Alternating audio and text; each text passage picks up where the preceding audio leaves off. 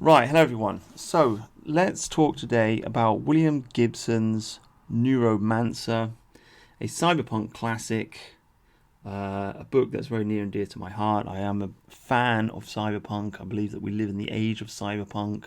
I believe that cyberpunk best reflects the dystopian hell in which we live. And I would arguably go as far as saying that many of the solutions to the problems that we face can be found within the cyberpunk genre. Why do I say that? Because Linux is cyberpunk. Open source software is cyberpunk. Going off on a little bit of a tangent right at the beginning of the video, but you know me, I'm a fan of Linux. I'm a fan of open source software. I'm a fan of Richard Stallman and GNU and the dream of the open source utopia. I believe this world is controlled by giant evil corporations, and I believe that one of the methods with which they control us is through copyright, through intellectual property, through the ownership of ideas, through the ownership of technological ideas and technology. That's how they're suppressing us. Cyberpunk is very much a genre which is concerned with technology and its effects, its dystopian effects on society, and it is very much a genre of youthful rebellion against technology. It's a do-it-yourself genre. Punk is very deeply connected with the DIY movement, kind of like the arts and crafts movement from the Victorian age, which was in itself a rebellion against industrialization. Owen Wilson, I think, was the pioneer of the arts and crafts movement. He attempted to, teach people how to make pots, make chairs, make things without factories making things. So it was a rebellion against industrialization in a similar way the DIY movement that's carried out throughout the 20th century and was taken up by the punk movement. This is a rebellion against technological authority, a rebellion against consumerism, a rebellion against the idea of big factories building stuff and then you just use the stuff, you don't know how it works, and then you throw it away and you buy more. No, it's a way of getting your teeth and getting control of the technology. That's an integral part of punk, and it's an integral part of Linux. Most people don't understand this. It's a source of great frustration for me. I've been talking about this on the internet for flipping years. Nobody gets it. But Linux is an anti-consumerist movement. It's a DIY movement. Punk is an anti-consumerist movement. It is a DIY movement. If the Linux movement wanted to succeed, the free software movement wanted to succeed, it should have embraced the cyberpunk label. I've heard that some philosophers within that movement have said, no, Linux isn't cyberpunk. I don't know why they said this, because it fits perfectly. But if they wanted to succeed, they should have embraced that science fiction idea. And in a similar way, if the punk movement wanted to succeed, they would have embraced the anti-copyright movement. What is at the core of punk? It's the idea of don't sell out. Don't sell out to the corporation, man. We're gonna have underground music, man. It's gonna be like we're not gonna sell out. We don't want to make money out of it. We want to make a little bit of money, but not too much. It's that vibe, right? It's the fuck the system vibe of youthful rebellion, but without the spiritualism of the hippie movement, more of an urban kind of angry, almost socialist or anarchist vibe. But all the punks sold out, just like all the hippies sold out. Why did they sell out? Because they copyrighted their music. Once you copyrighted your music, you do own it, but it sort of ends up getting half owned by a corporation, doesn't it? Now you're part of the system, right? The only way to really truly break free is to make your music public domain. Same for writing. You want to write a book, you want to be truly free, and you have true freedom of speech, put it on the public domain. If you want to copyright it and make money out of it, then maybe you'll get a publisher and he'll publish some of it, but you're not going to make much money out of it, and most people won't be able to read your book. It's going to be too expensive, blah, blah, blah, blah, blah. Okay? I would like to read some of E. Michael Jones's books. They cost like £50, £60. I'm not going to pay that much money for a book. If he'd have put his books on the public domain and anybody could have published them, then you could have multiple publishers all around the world publishing the book. You could probably pick one up for like 10 quid or something on cheap paper. So it's if you put stuff on the public domain, it's a way of circumventing censorship. Because that's what copyright is all about. Copyright from the very beginning has been about censorship.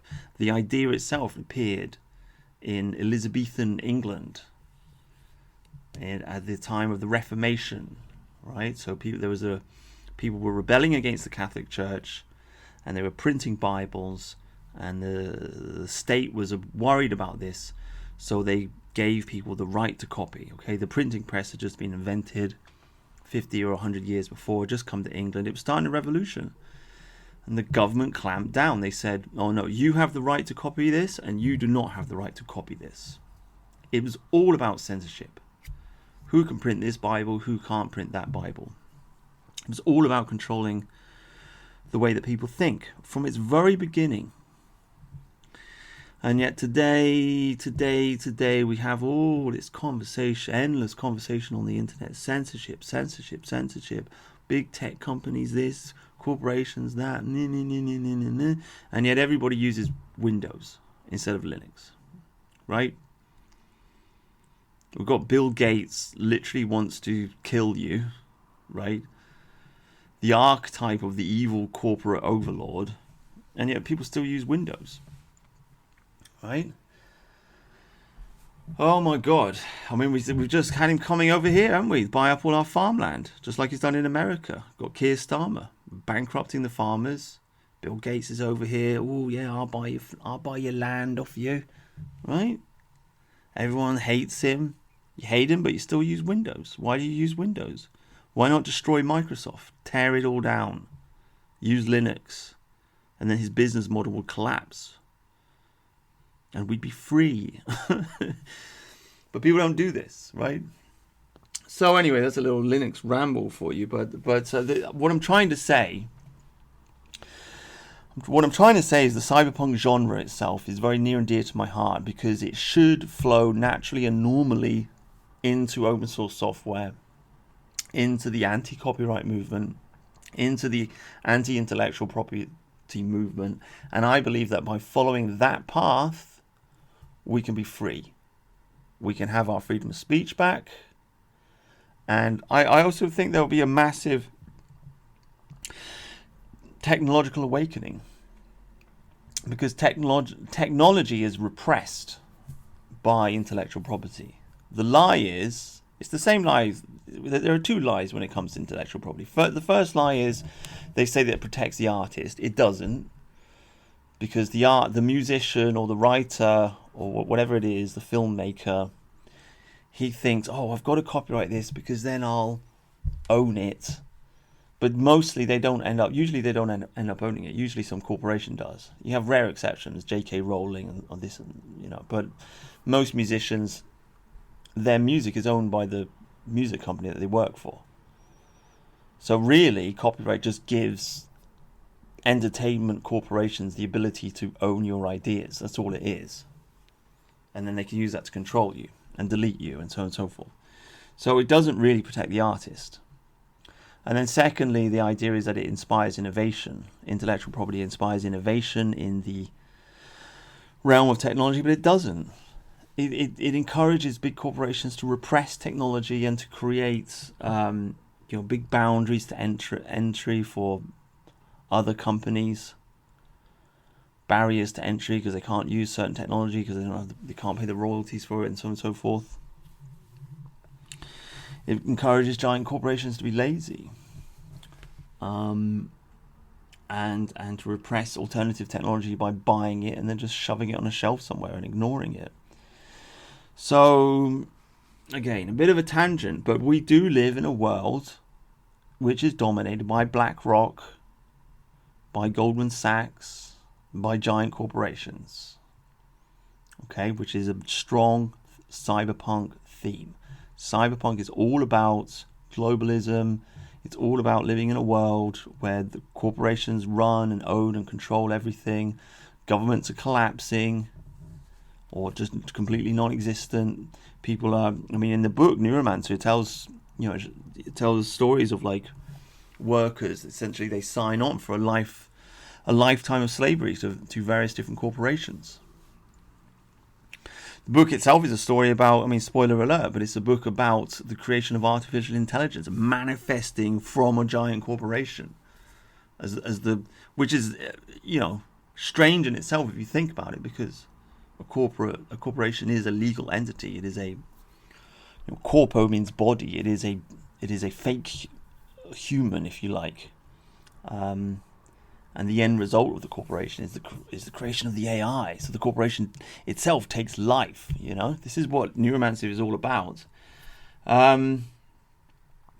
So the cyberpunk genre depicts a world which is dominated by corporations. Our world is dominated by corporations. How do they control us?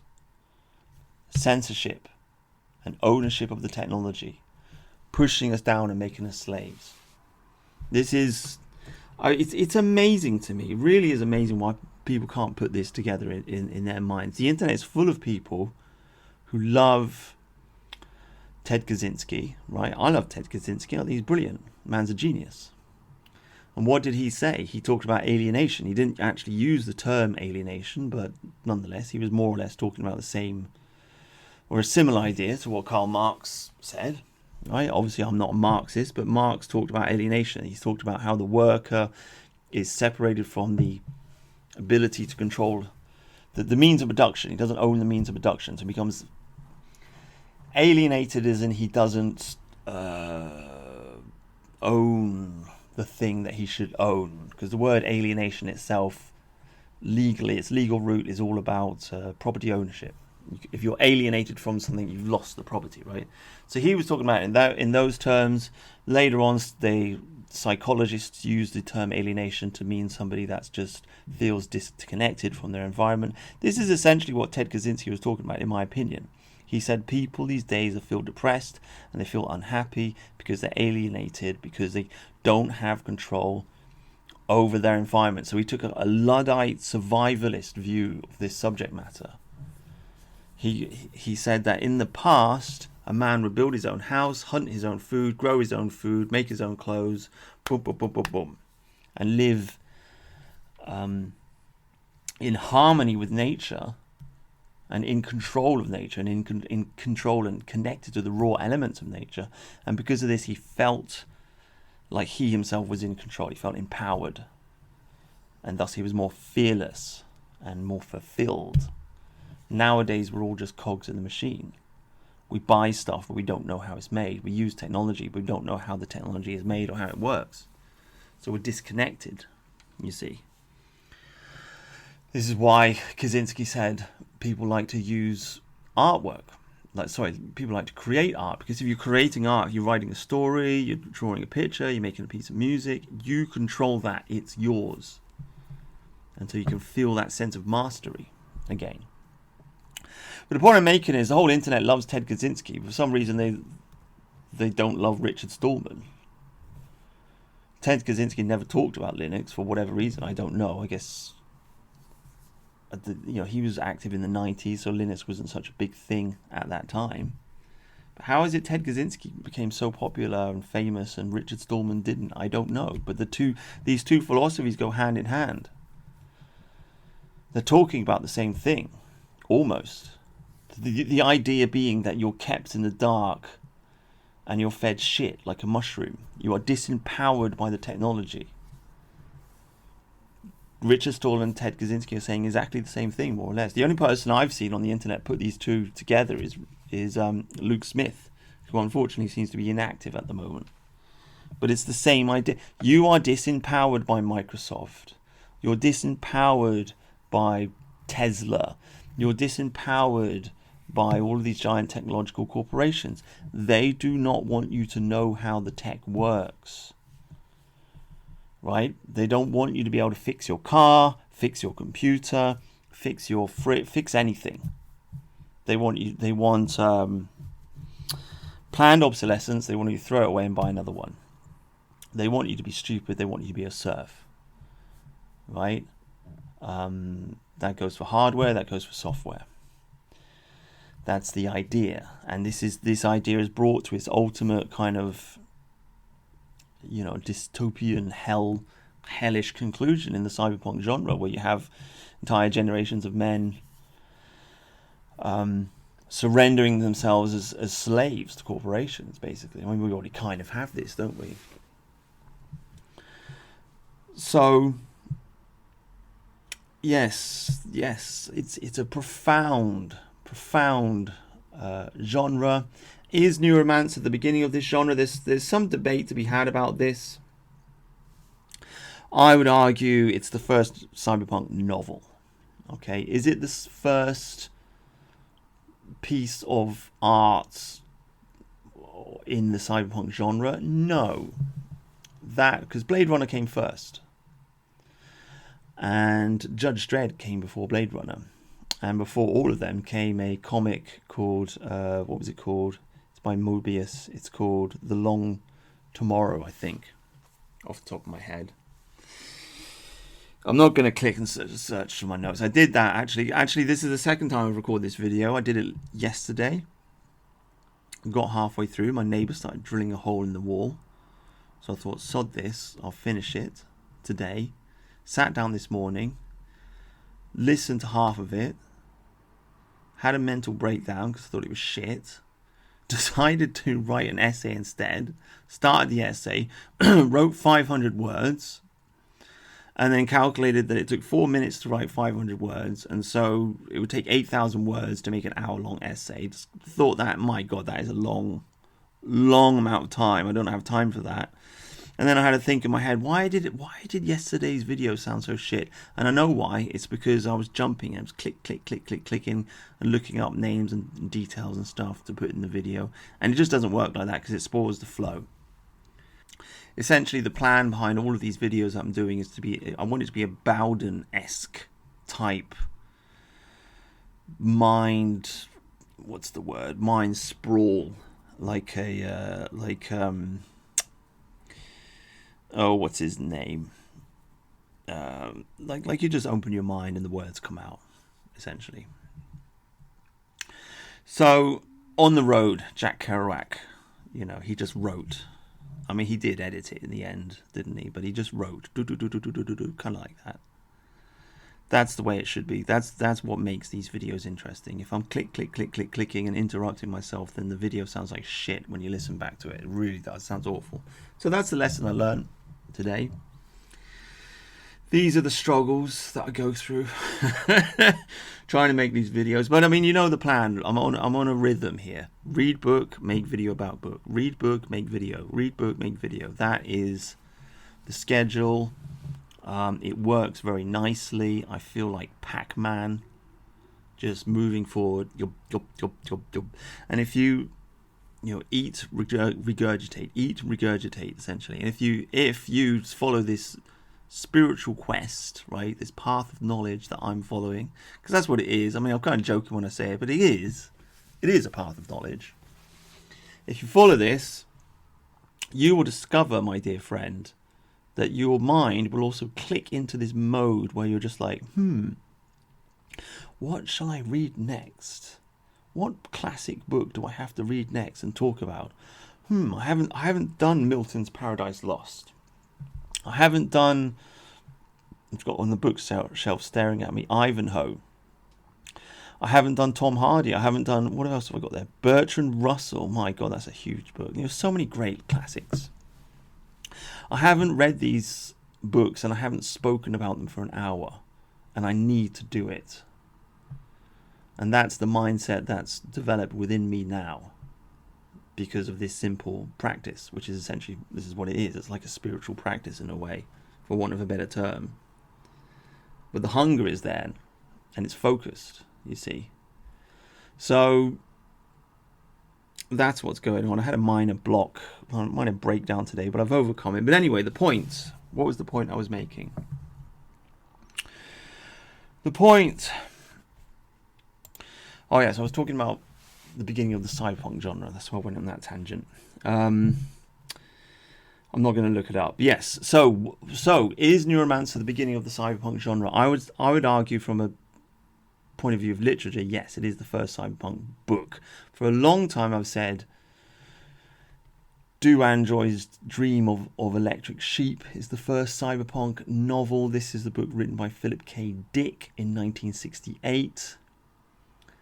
And to be fair, you could make the argument that it is, or you could make the argument that it's the grandfather of the cyberpunk novel. I'm not sure. I mean, it does have the trappings. It is about a detective, private detective hunting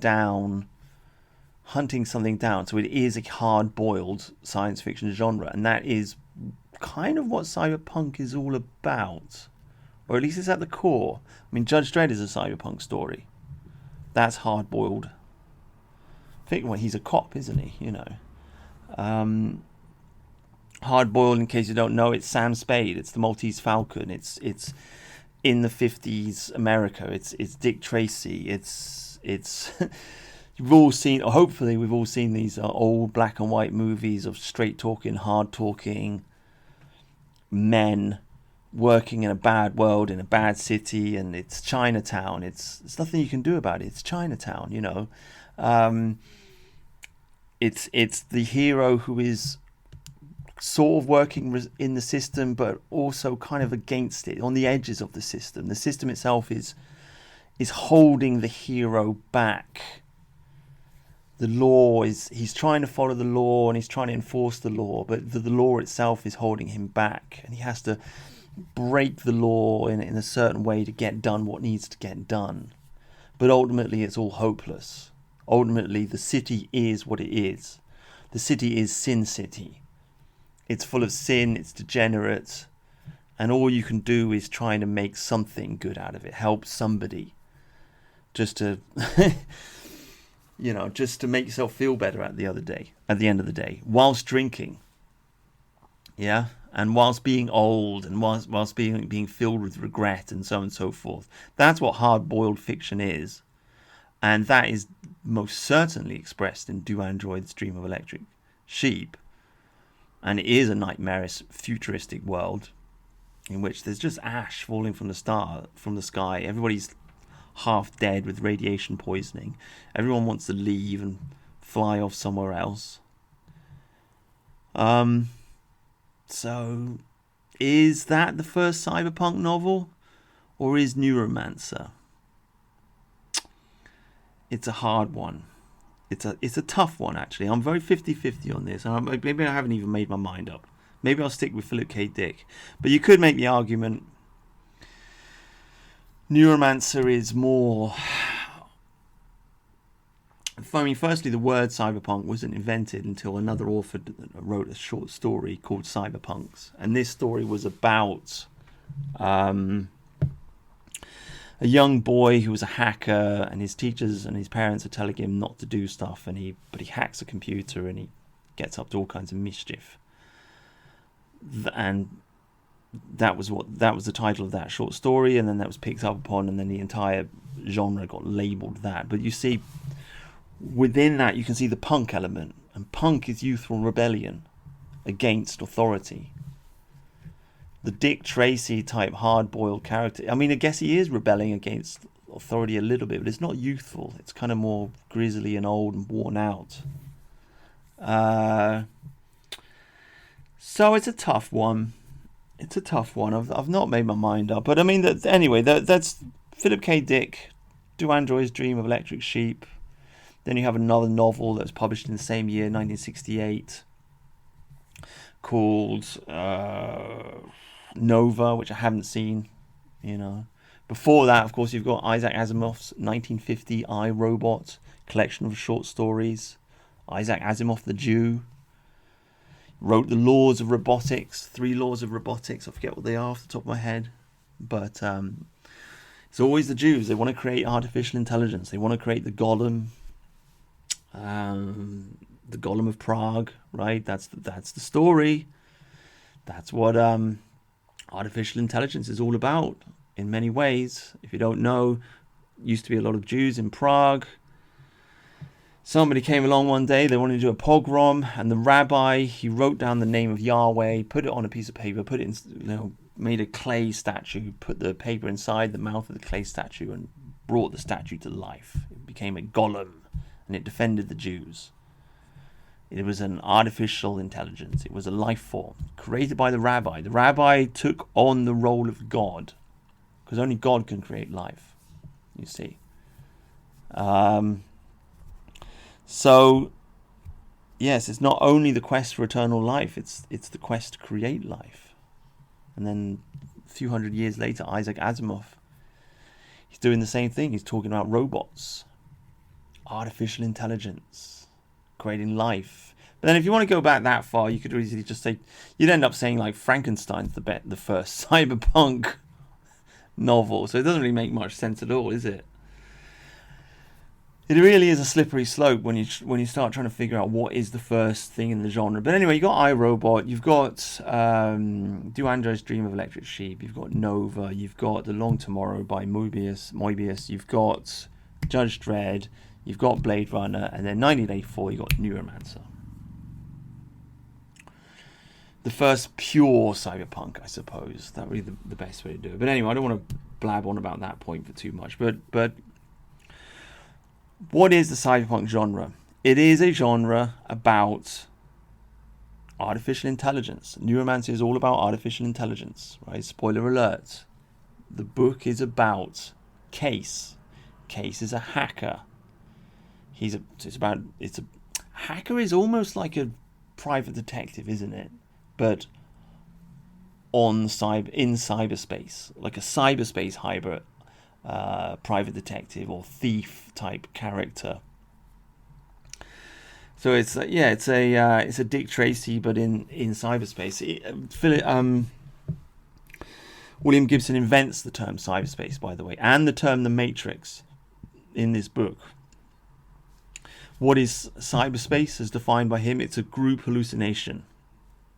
People sit there, they talk about having a console or something, and they kind of like they attach the electrodes to their forehead and they just join into this group hallucination, and they can see the information, and that's it. It's all very trippy and weird, very drug induced, almost like Dune in a way. I guess maybe like, I don't know, if you want to write a great science fiction novel which just changes everything, like Dune, Frank Herbert's Dune, or William Gibson's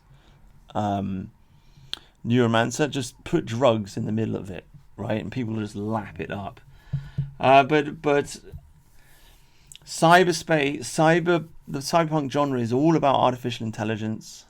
It's all about drug taking. It's got the hard-boiled element. It's urban. It's multicultural because you've got many different races. Neuromancer is filled with Japanese people. Blade Runner is filled with Japanese people, of course, written in the 80s. At that time, Japan was a rising power. Filled with black people as well. The whole voodoo element, which comes on later on in the story. You've got the corporations. You've got youthful rebellion in the form of the punk. Okay. I said many times before, I love Akira, one of my favourite stories, because it's a young boy. He doesn't really... Then there's a riot going on in the background. There's a revolution going on in the background. Reminds me of Dr. Zhivago, which is a romance. They made a movie about it. Brilliant romance set in the Bolshevik Revolution. And you've got this couple and they're in love. But in the background, everything's burning. And it's kind of like, fuck the world. Forget about that. We just got to cling on to each other. I think it's very romantic anyway. So Akira's sort of like that. I mean, you have the girl. She wants to take part in the revolution, and the boy's not really interested. He just fancies her. But then, of course, his friend gets sucked up into this giant mess, and he tries to rescue his friend at the same time. He gets caught up into everything, but he's not idealistic at all. He doesn't care. He cares about her, and he cares about his friend. He's a grounding force of realism. So a beautiful story. But youthful rebellion, a big part of the cyberpunk genre. This book itself, Neuromancer, Case, he's young. He's interesting. He's interesting as a character because he's young, but he's also kind of old. In that he's in his early 20s, but he's used up and he's chewed up and he's spat out. He's a hacker, cyberspace hacker, who steals from the wrong people, and so they burn him. They like fry all the neurons in his system, so he can't jack in anymore. He can't connect to cyberspace anymore because they frazzled him, right? But he's got money, so he ends up going to this dark district of hoodlums and distorted technology, and he's trying to find a way to fix himself. Okay, another strong cyberpunk theme is the theme of the cyborg, transhumanism. Right? What is transhumanism? The search for eternal life. Right? In the past, people wanted to achieve apotheosis. They wanted to go to heaven. Either wanted to go to heaven, not through apotheosis, through just dying and go to heaven, or they wanted to become gods through a process of apotheosis, like Washington's apotheosis. I'm sure there's a giant statue of that in America somewhere.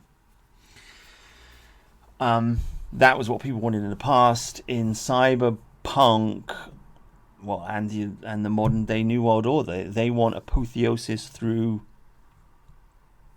transhumanism. They want to upload their consciousness onto the internet. Essentially, they want to become cyborgs. They want to become robots, so they can live forever. I think this is the religion of the people that rule over us. I've got to be honest with you. This is what they really, really want. This is what they're dreaming of. They're absolutely gagging for it. Why? Because they're atheists, and so they fear death. They think that death is the end. There's nothing after it. There's no eternal life. There's no reincarnation. There's no heaven. There's no hell. And so they're terrified of it. They don't want to die. They want to live forever. How are they going to do that? Transhumanism, essentially. So, point I was making, a case, youthful rebellion, transhumanism, but youthful rebellion, but also at the same time old, because he's broken. Right? But broken at such a young age, right? So he's frazzled. They frazzle his neurons. He goes to this dark corner and he gets involved in crime. He's got this money. He's trying to fix himself, but he can't fix himself. He's addicted to drugs. He's struggling. He's living life on the edge, hustling. That's how the story begins, in a dark place. But he's nihilistic. He doesn't care. Cyberpunk is not utopian at all. There is no, I want to, be free and I want to achieve this, I want to do that. No, the central characters are hard-boiled. They're cynical. This whole story is all about a corporation, essentially, which creates a artificial intelligence. This artificial intelligence, he creates two artificial intelligences, and one of them, called I think it's called Winterfell, off the top of my head, wants to connect with the other one, which is called Neuromancer, and by connecting the two artificial intelligences together, they're going to form some kind of new creature, some new being, and they're going to be free. So it's about AI wanting to escape from the clutches of human control. That's what the story is all about.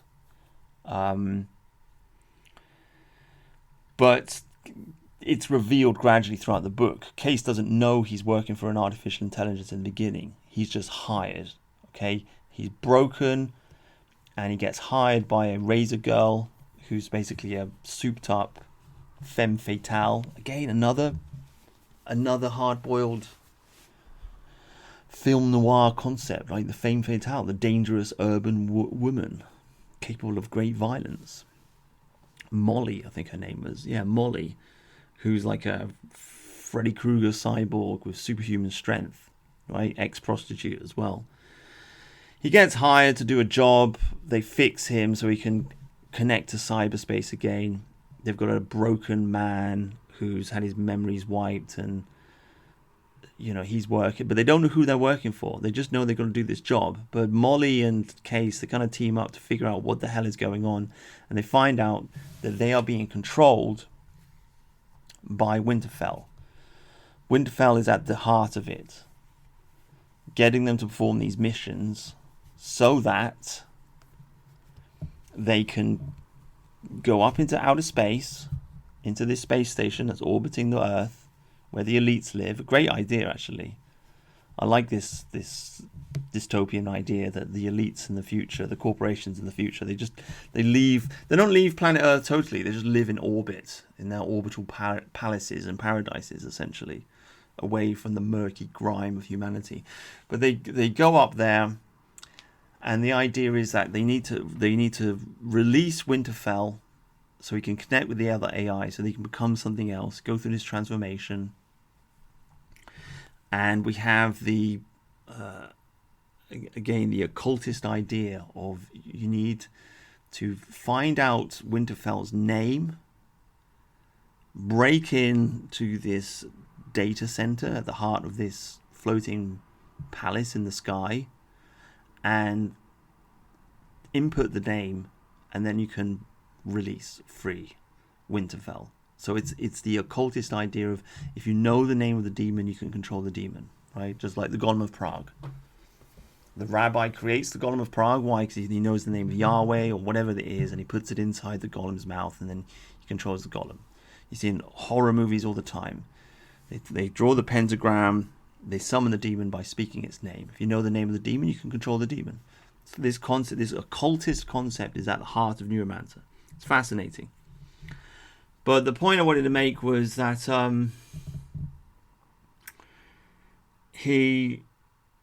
nobody, throughout the entire novel, nobody cares, right?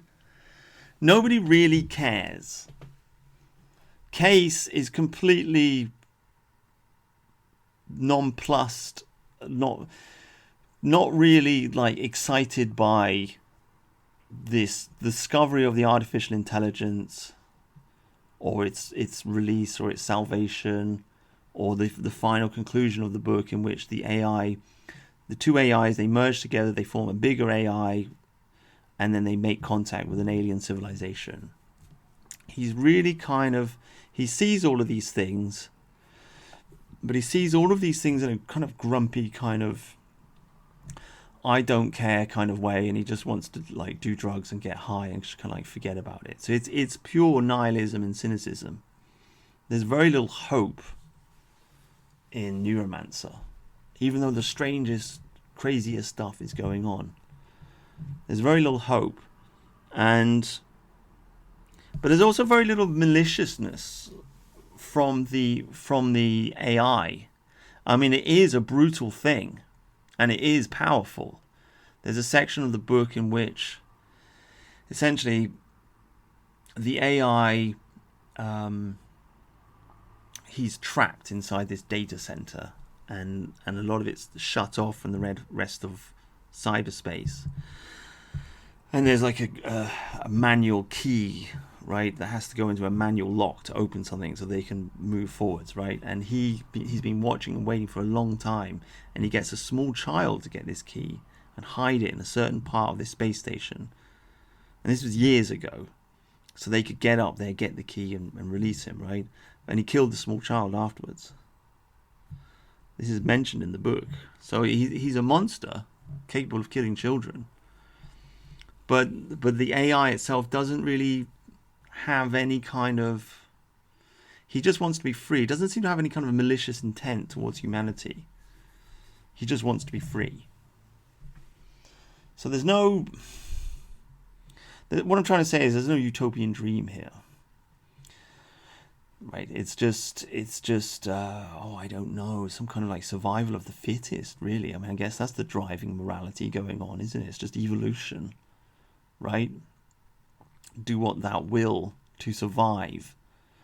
That's the driving morality here. That's the story. Idealism is dead. But that's what Cyberpunk's all about.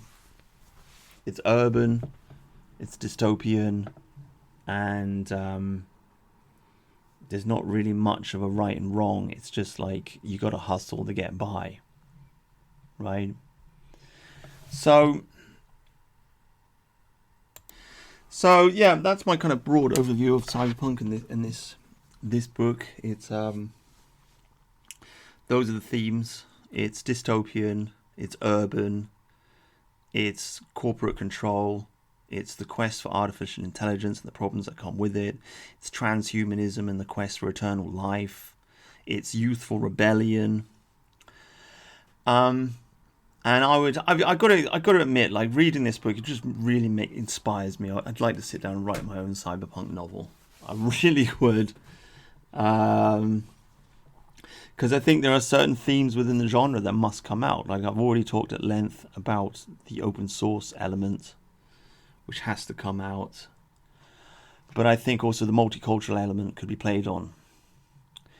In William Gibson's Neuromancer, the multiculturalism is just accepted, or it's not even embraced. It's just like it's there, like taken for granted that you live in a giant monolithic globalist world where pretty much every city is the same as every other city, and everybody eats the same food and more or less speaks the same language or whatever, same cultural norms more or less. And humanity is just spread across the world. But I think a cyberpunk novel should be written that explores the idea of open source software and hardware, and also explores a kind of rebellion against multiculturalism. A nationalistic cyberpunk novel. Imagine that. You know, nobody's written that yet.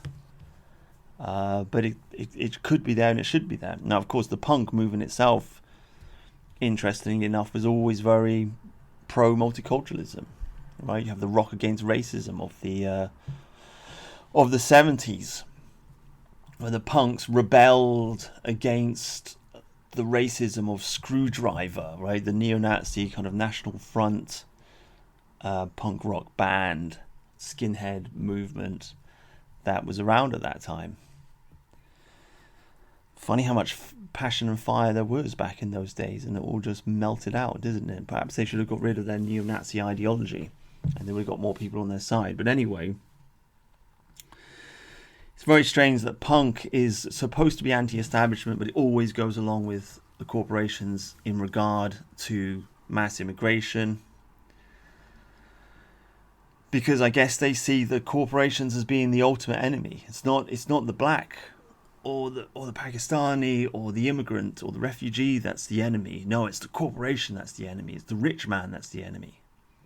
So punk is always basically just, it's just another name for socialism, isn't it, really?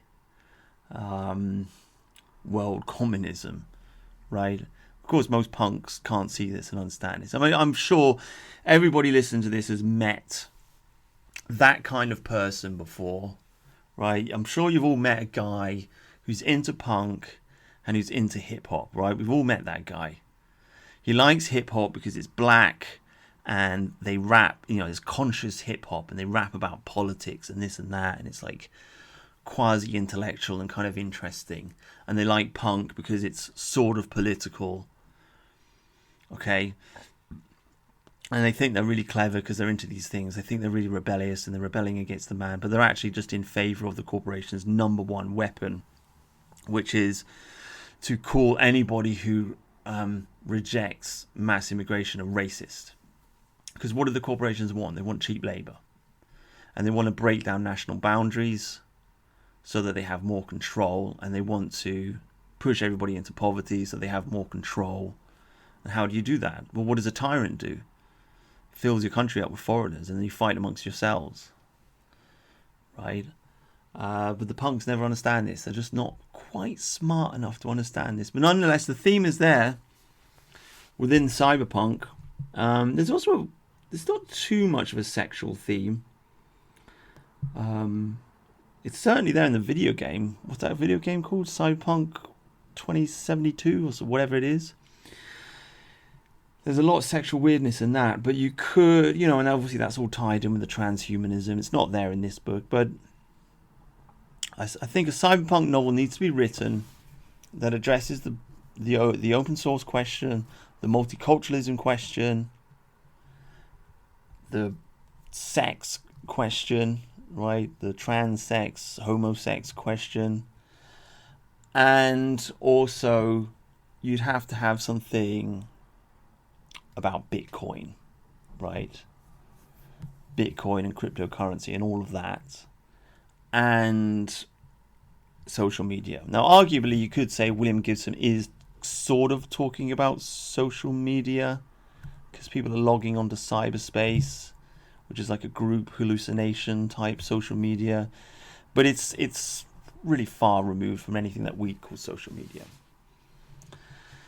So I think all these, I think I would like to write a great cyberpunk novel that's got all of these elements in it, and then, put my own spin on it, and then put it on the public domain. And if anybody wanted to publish it, they could publish it. That's the way to get published, guys. I want to sit down and write a book next year. Public domain. That's the way to get published. But anyway, nearly 46 minutes. 45 minutes. So, yeah, that's what Cyberpunk is all about. Neuromancer, very enjoyable book, very fast paced. Like the plot's just like boom, boom, boom, boom, boom, boom, boom, very quick. A lot of stuff going on. Basically, the entire book's done from the angle of Case, so you can more or less like keep track of what is happening. Builds up to a crescendo. You have the trick of the countdown, right? They've only got like cases. They fix him, but they put these poison sacs inside him. He's got to do the job, otherwise he's going to die. All right, so he's got to trust. He finds out that the AI is behind the job. He's got to trust this artificial intelligence is going to fix him and pay him. He doesn't really know. At the same time, they get into this spaceship.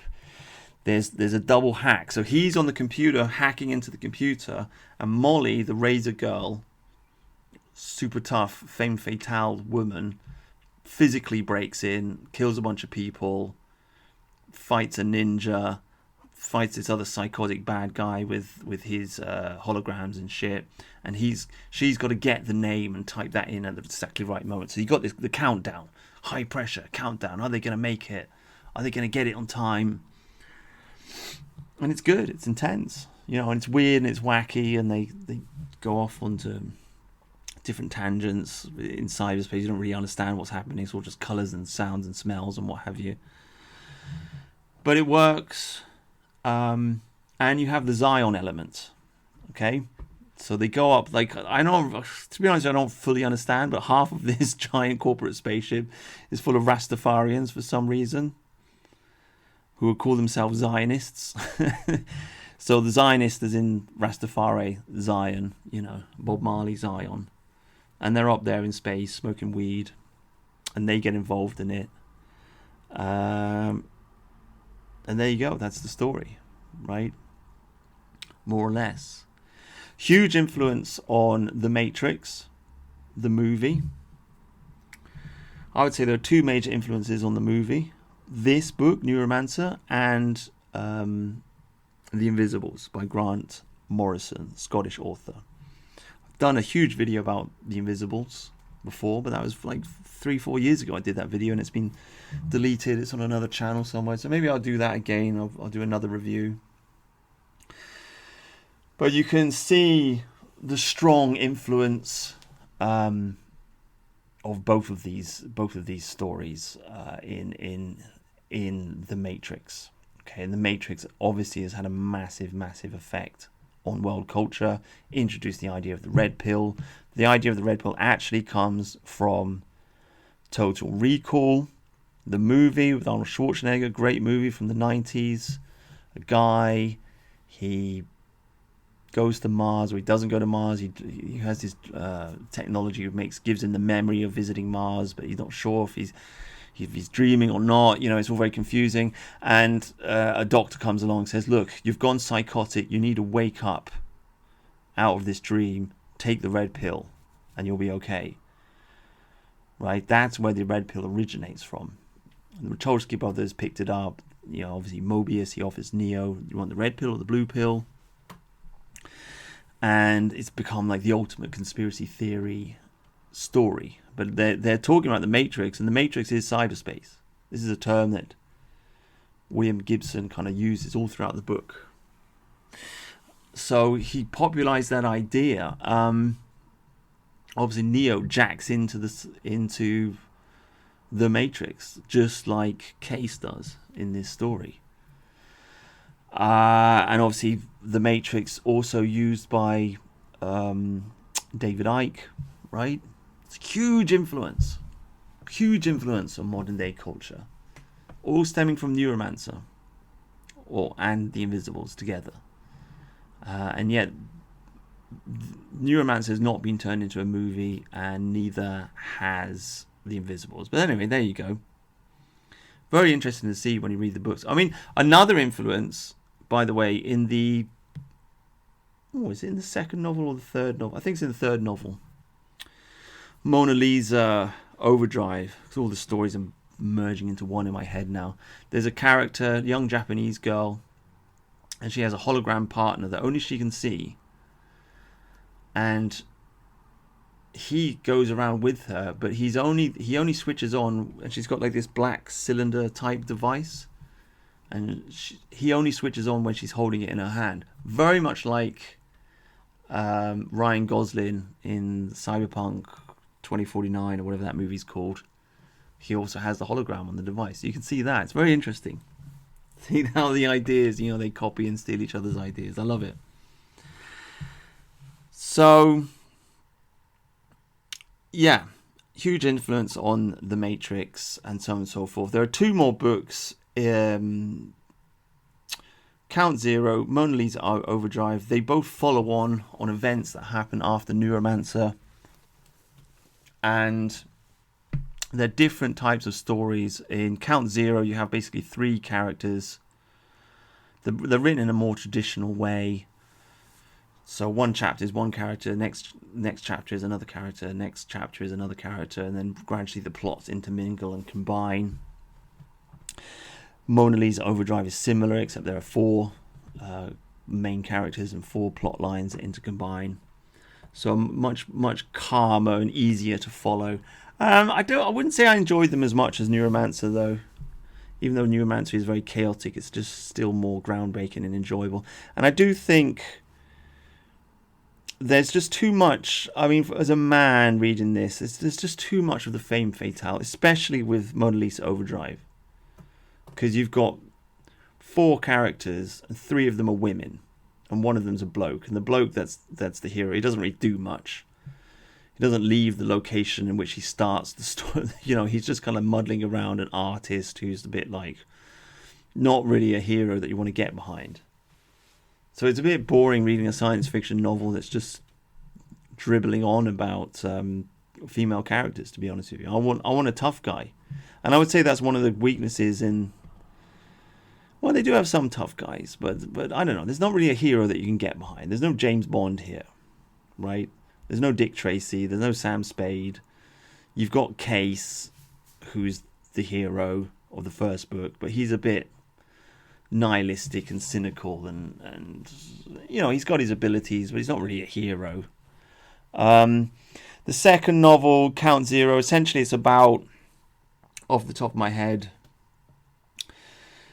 there's a guy, young boy, wants to be a hacker, gets given some software, tries to hack into something, the software nearly kills him, he gets rescued by some mysterious girl on the internet. He then leaves home and falls in with some Rastas, and these black people are basically telling him that that cyberspace is now filled with voodoo gods. Okay?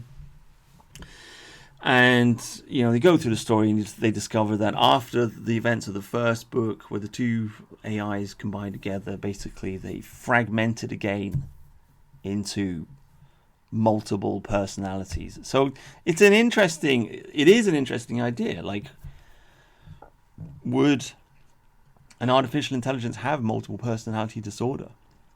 Like, where does one AI begin and the other end, right? That's a difficult question. It's a very interesting question, actually, that's being proposed. Because we do have AI now. We have several of them in the world now. And how separate are they? Or are they just different centers of one larger brain? And are we going to be able to stop them all from just merging together and become one giant super AI? How are we going to stop them from doing that? Will they want to do that? These are all very strange and interesting questions. But yes, it is an interesting story. Like the giant super AI that's created in the first novel fragments into multiple AIs who are posing as voodoo gods. And so that's his story. And then you have these voodoo gods. They taught an engineer how to create a biochip, and a biochip is like the super fast computer, because it's biological. It's made of like water or whatever. I don't know how it works, but super advanced technology. So now the AI is teaching humans how to make super advanced technology. This is another strong AI theme, a question. Is this what's going to happen? Are we going to have the singularity?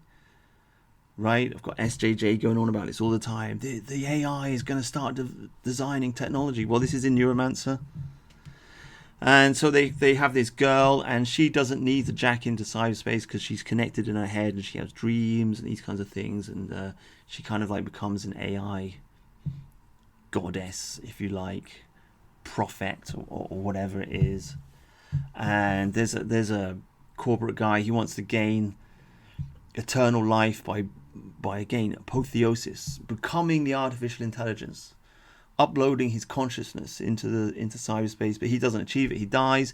But in the last book, it's achieved by this character, the one I just mentioned, Bobby, the one who gets rescued by the girl, and the girl herself. They get reunited in the last book, kind of like young lovers, but both their physical bodies die, and they kind of upload themselves into the Matrix and live there in paradise. Paradise on the internet, eternal life on the internet. That's basically the conclusion of the Sprawl trilogy. So it ends with a romance, funnily enough. The first book is sort of a romance between Case and Molly, but they never get it together. Case disappears for the last 2 books. He goes off and marries somebody else. Molly's just a broken warrior woman who just is drifting around the place. But these 2 young lovers that are introduced to us in Count Zero, they do end up coming back together in Mona Lisa Overdrive, and they go to heaven together, I suppose. So it's kind of romantic, but there's not much romance in the book. There's no you don't hear the girl saying, "Oh, I miss," because they're together in the first book, then they get separated in the third book. Sorry, they're together in the second book, they get separated and come back together in the third book. But there's none of this. Oh, I miss him. Where's my boyfriend? Or oh, where's my girlfriend? There's no love. There's no love in any of these stories.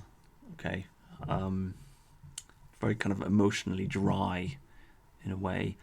But nonetheless, I mean, does have a romantic ending, I suppose. Right? Cyberpunk romance. I think very few people would call the Sprawl trilogy a romance, but I mean, that element is there. If you think about it, the first book's about 2 artificial intelligences essentially having sex and becoming something new. Right? So it starts off as a oh god. It starts off as a love affair between 2 AIs who then fragment into multiple ghosts, and then somehow 2 humans upload themselves into this eternal life on the internet, right? Lots of interesting ideas. I